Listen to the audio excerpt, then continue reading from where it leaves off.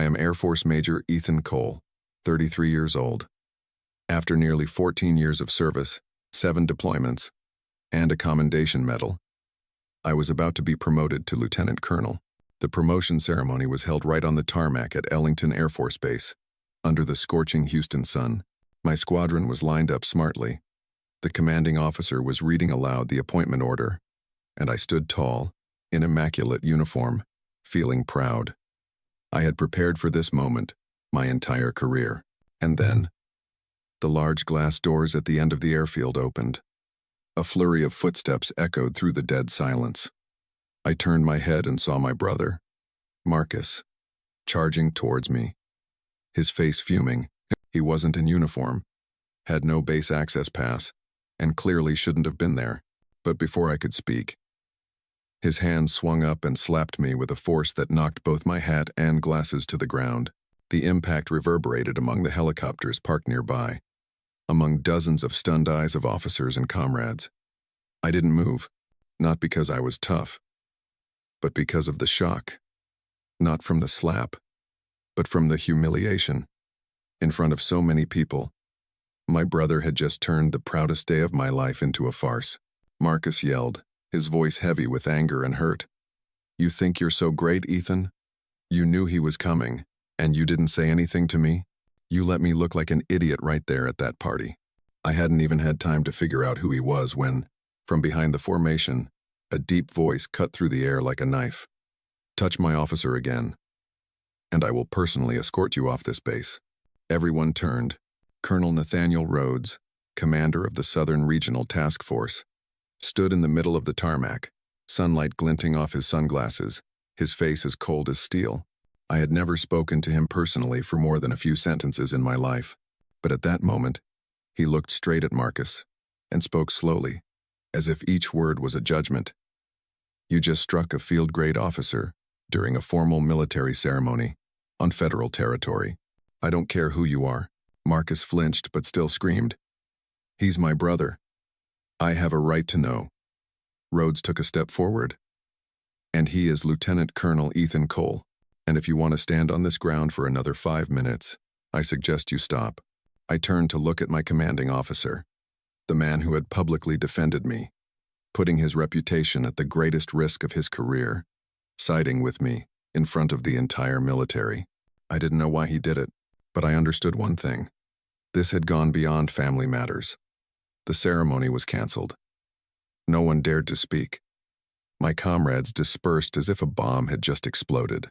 I stood still, my face still red, but not from the slap anymore, but from knowing clearly, from this moment on, nothing would be the same. I sat silently in the internal command room, a small, soundproofed room with one-way glass windows. The yellow light was dim, the ceiling low, and the leather chairs were slightly peeled at the edges. The room was silent, but inside me, a constant alarm blared. The faint warmth of a handprint still lingered on my left cheek. I lightly touched it, not to soothe the wound, but as if to check if what had just happened was real. Opposite me, Colonel Nathaniel Rhodes leaned against the wall, arms crossed, his razor-sharp gaze still filled with anger. This man had once led critical missions in Afghanistan, and a single look from him would make subordinates snap to attention.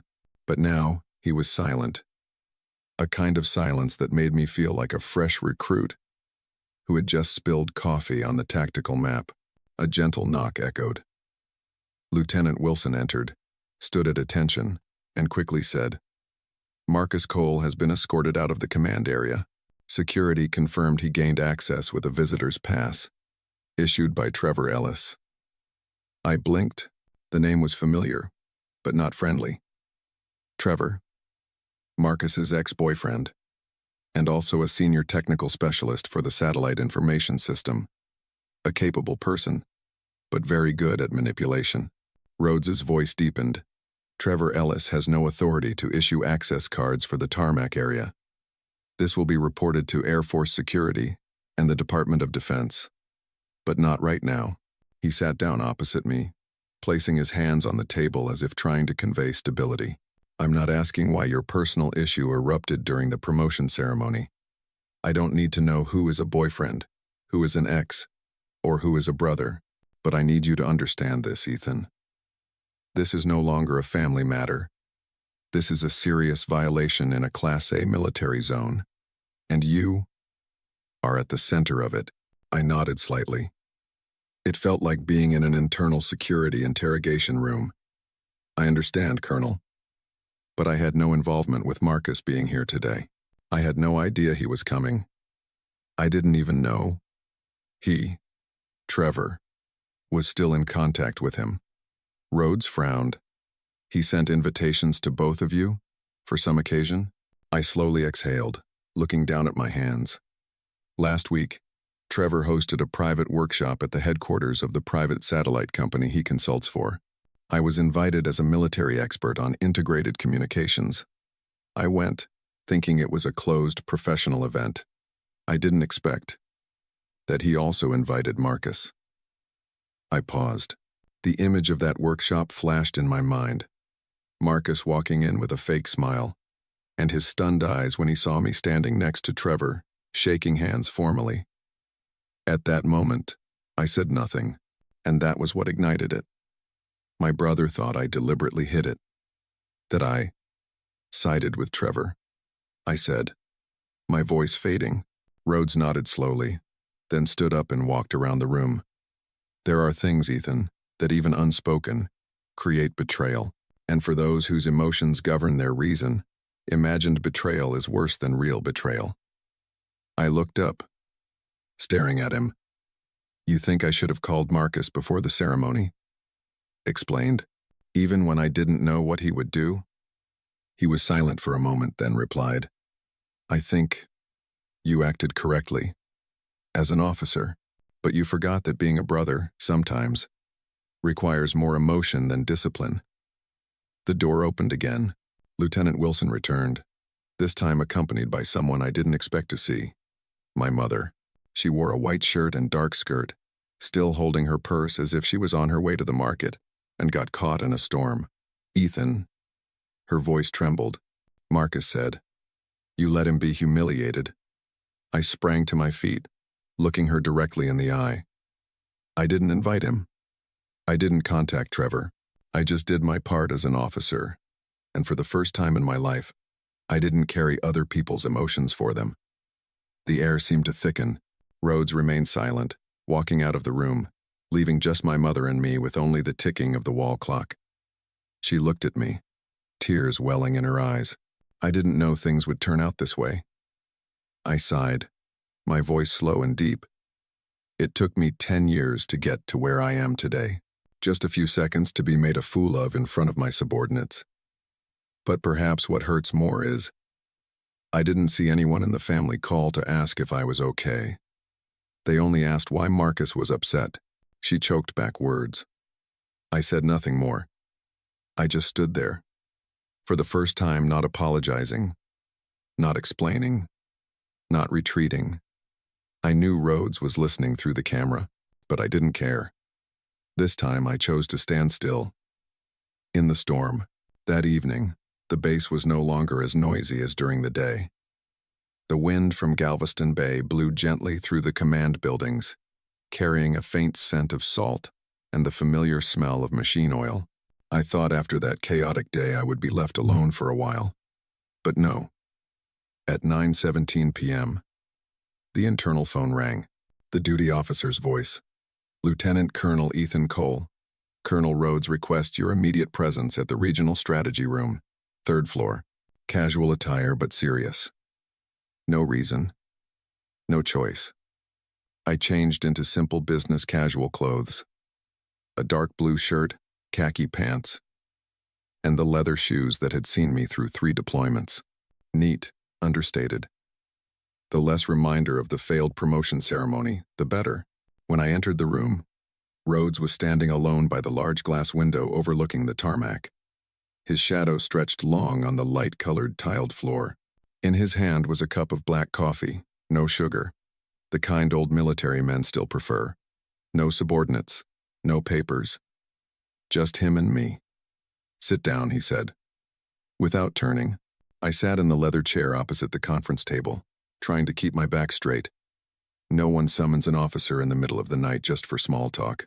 Rhodes turned, set down his cup, and took a thin black folder from the desk drawer. I don't believe in coincidences, Cole. I believe in challenges, and I believe in how a person reacts when pushed to rock bottom in front of a crowd. He slid the folder towards me. I've been asked to nominate an officer from the Southern region to participate in the Strategic Joint Program, short for Horizon Command Fellowship. 6 months working at the Pentagon, high-level training, multi-service coordination, exposure to policymakers. Only 5 people are selected each year, from the entire Air Force. And I choose you. I stared at him. Sir, I just got slapped by my brother during my promotion ceremony. Rumors must have spread throughout the squadron, not to mention internal media. Choosing me might affect your reputation. Iteria, Selpel. Rhodes chuckled softly. Not a social laugh, but the laugh of someone who had been involved in worse scandals. Precisely because you didn't run away after that slap. Because you didn't retaliate, didn't scream, didn't make yourself a victim. Tomorrow morning, the entire base will remember the person who got slapped, but still showed up on time at the engineering bay, holding an engine inspection checklist as if nothing happened. That's the character I want to send to Washington. I swallowed hard, opening the folder. The nomination form was already filled out, with his draft signature. It only lacked my confirmation signature. A symbolic gesture. You can refuse, or you can embrace it and let your life take a new direction, Rhodes continued. But I need you to understand. From now on, all eyes will be watching. They won't just look at your accomplishments, but at how you get up after a fall. I took a deep breath, looking at the bolded text. Nominee: Major Ethan J. Cole, United States Air Force. I thought of Marcus, of Mother, of the slap, of the doubtful glances from my subordinates all day. Then I thought of Rhodes's words, and all that I had kept inside for so many years. I didn't choose for my family to fracture. I just chose not to let that fracture pull me down. I picked up the pen. Signed. Rhodes nodded, as if everything had gone as he predicted. Starting next week, you will work with the Horizon Advance team. There will be a test, a panel interview, and a short video recording to verify your attitude. Don't act.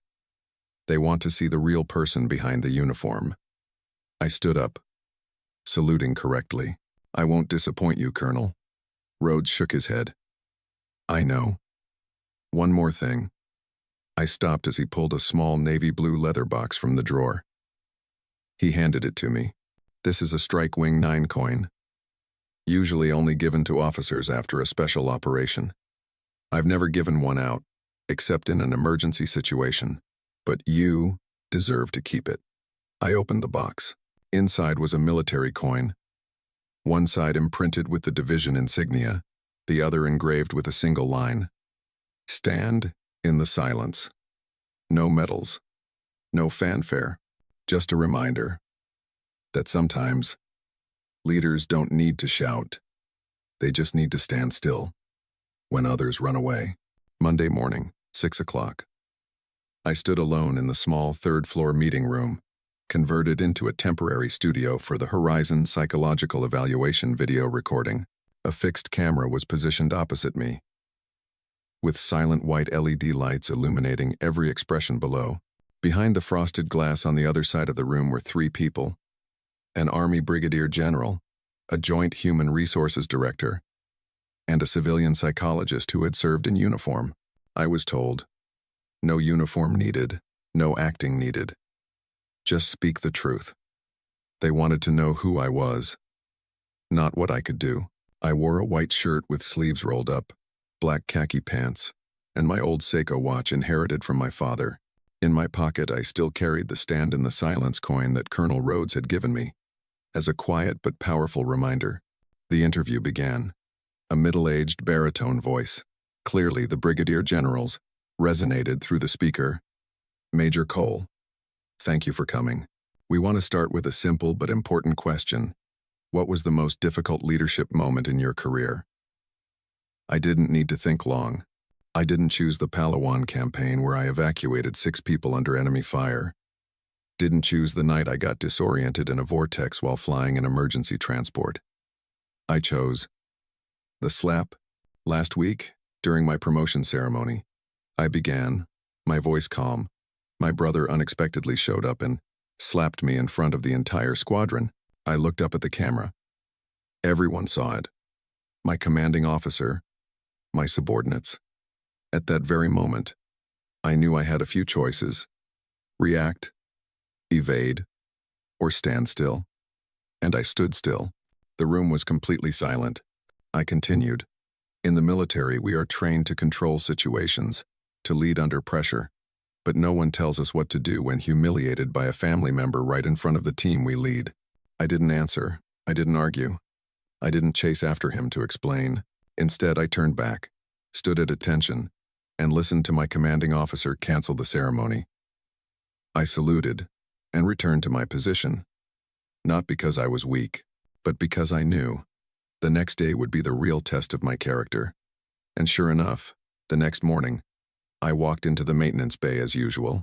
The engineering team looked at me as if waiting to see me collapse, but when they saw me calling everyone by their correct names, checking technical specifications correctly, not avoiding, not tensing up, they understood. I didn't need to prove myself with strength, but with stability. There was the sound of a pen writing behind the glass. I didn't stop. Leadership isn't about avoiding all chaos. It's about learning how to stand in the storm without letting it define you. A moment later, a female voice spoke. Likely the psychologist. Do you think telling this story might make some people perceive you as weak? I smiled. Unforced. Perhaps, but I believe one thing. In this era, a soldier needs heart as much as skill. And if they see me take a slap without losing composure, that's not weakness. That's true strength of character. The interview ended after 45 minutes. I don't remember every question. I only remember that when I stood up, I no longer felt the shame. I carried a victory that didn't need a medal. That afternoon, when I returned to the engineering office, on my desk was a piece of paper folded into quarters, neatly placed. On it was printed in marker. No matter how hard the wind, sir, the wings still hold. Alpha Engineering Team. I picked up the paper, my hands trembling slightly. Not from emotion, but because for the first time in many years in the military, I felt truly seen. Not for my rank, but for who I was as a person. At the same time, Marcus, my brother, was facing an internal base investigation. Trevor Ellis had been stripped of his access to military systems. A short bulletin had been sent to the entire national security sector. Citizen Marcus Cole illegally entered the Ellington command area via an incorrectly issued access card. The behavior is being reviewed from a criminal perspective. And then, my mother sent me an email. Long, honest, unavoidable. Ethan, I have no more words to defend myself. I've lived my whole life trying to balance my 2 children, and I forgot that fairness isn't about dividing equally but about seeing who needs defending. I've defended Marcus for too long, because he's vulnerable, noisy, weak, and you were always quiet. So I assumed you were fine. But that slap, I watched the recording. I saw how you didn't back down. Not angry. Not dragging anyone into it. I asked myself, what did I teach you? And I realized, I didn't teach. You grew up on your own. I'm sorry.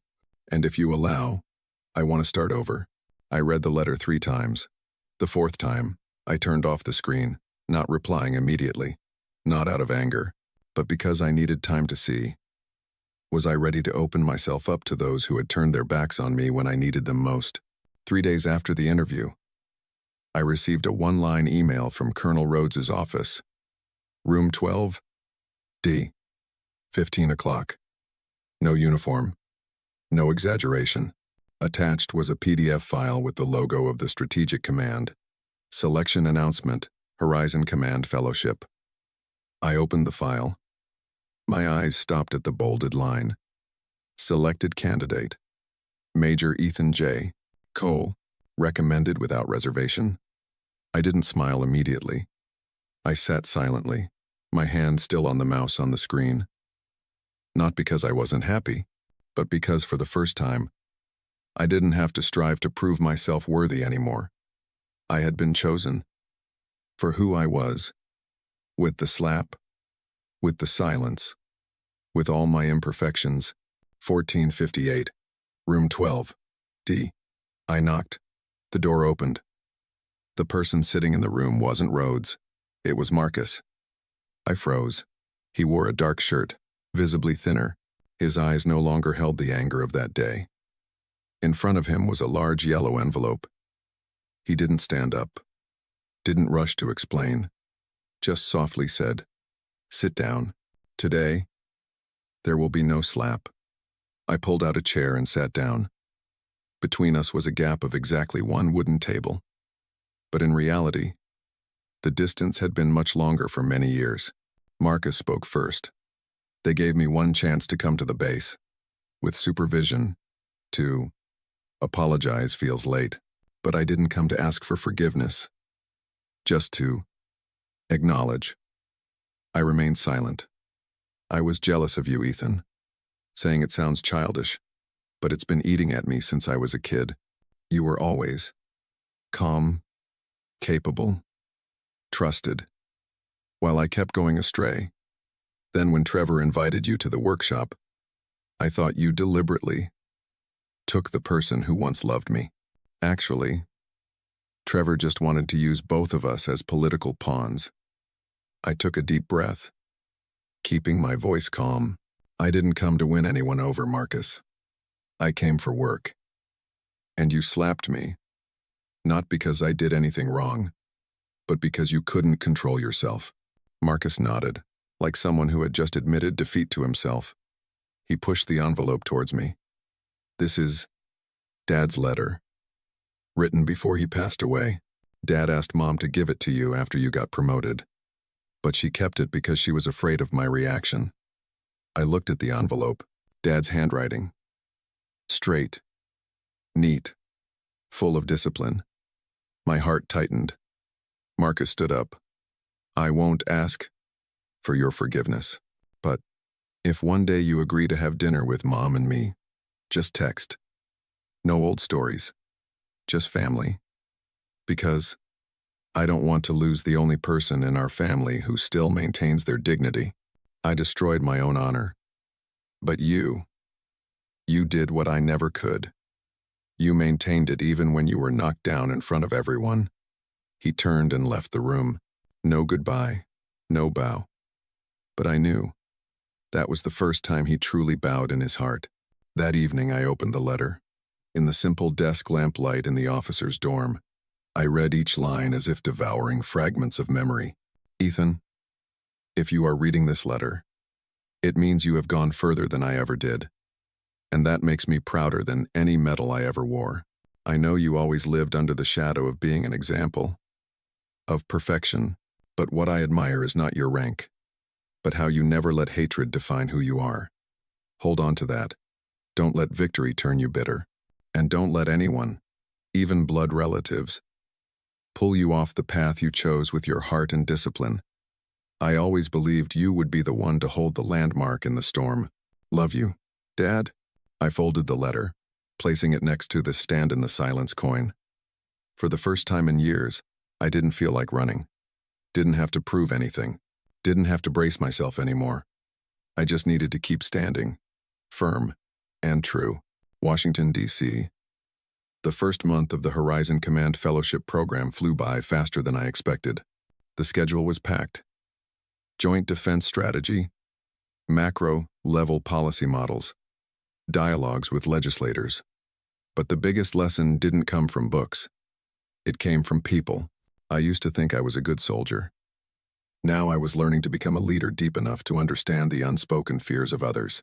At a strategic workshop, when the class was debating humanitarian crisis management in conflict zones, a naval commander asked me, Lieutenant Colonel Cole, if between duty and personal honor, you were forced to choose, what would you choose? I didn't answer immediately. The entire room waited. Then I replied. I was slapped in front of my entire team. I didn't react. I chose to remain still. Not because I wasn't hurting, but because if I reacted, I would lose more than honor. I would lose my entire team. So if I had to choose, I would choose to uphold the core of my character. Because true honor isn't in insignia, but in how we behave. When no one tells us how, the entire hall was silent. People don't applaud at such sessions. But I saw eyes of agreement. And I knew I had said something everyone understood, but few dared to voice. 2 months later, I received a call from my mother. Marcus just completed a voluntary behavioral therapy program. He wants to see you. Not to explain anything, just to start over. I didn't say yes. But 2 weeks later, I was at a small cafe on the outskirts of San Antonio. Marcus was sitting there, in a simple white shirt, his hands no longer trembling.